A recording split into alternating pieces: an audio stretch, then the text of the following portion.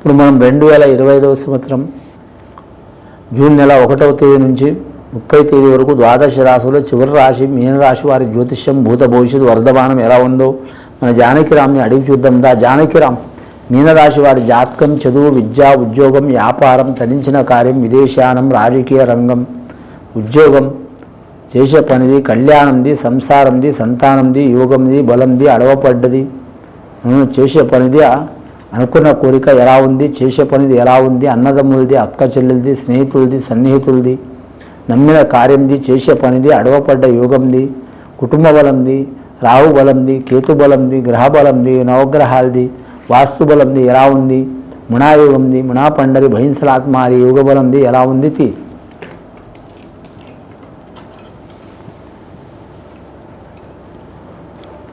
శివపార్వతులు వచ్చినండి. శివుడు పార్వతి ఆది దంపతులు, విఘ్నేశ్వరుడు వచ్చిండు, షిరిడి సాయిబాబా వచ్చిండు, అలాగే రాముడు సీత వచ్చిండండి, సీత రాముడు వచ్చిండు, గుహుడు వచ్చిండండి.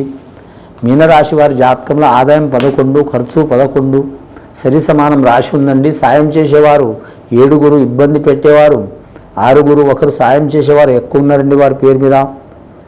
వారి జ్యోతిష్యంలో వారి శాంతం వారికి శ్రీరామ రక్ష ఉన్నదండి. వారు తొందరపాటి వారికి ఇబ్బందులు పెట్టే అవకాశం ఉందండి. మీనరాశి వారు తొందరపడేవారు కాదండి. 10 మంది 10 రకాలు మాట్లాడినా సరే మాత్రం వారు ఆలోచన శక్తులు నడిచే అవకాశం ఉంది. కానీ ధనం ఉంది కానీ ఉరుకులాడే అవకాశం లేదు, లేవని బాధపడే అవకాశం లేదు. ఉంటే తింటారు, లేకుంటే ఉపవాసం ఉంటారు. అయిన వారిని నెత్తి మీద తీసుకోరు, కాని వారికి తీసి పడేయరు. అందరూ మనవాళ్ళే అనుకుంటారు. వీరి జాతకంలో చూడాలంటే మాత్రం ముఖ్యంగా అందరి మీద అభిమానమైన గుణం ఉంటుంది మీనరాశి వారి జాతకానికి. ముఖ్యంగా మీనం అంటే చేప అండి. ఆ దశావతారంలో విష్ణుమూర్తి కూడా మాత్రం మత్స్యావతారం తీసుకున్నాడండి.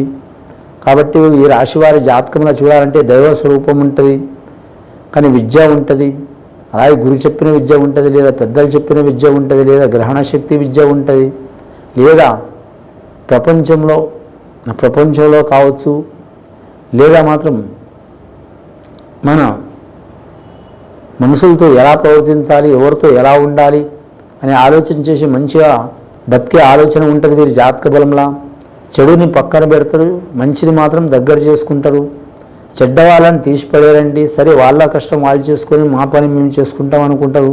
వారు చెడ్డవారు కదా అని తీసిపడేరు. నేను మంచివాడిని కదా అని స్పెషల్గా ఉండే మనిషి కాదు. అందరితో కలివిడిగానే ఉంటాడు, కానీ మాత్రం స్వతబుద్ధి ఆలోచన ఉంటుంది, ఆడవారు కానీ మగవారు కానీ. కానీ వీరి గుణం మాత్రం ఏనుగు లాంటి గుణం అండి. ఏనుగు అంటే లక్ష్మీపాదం.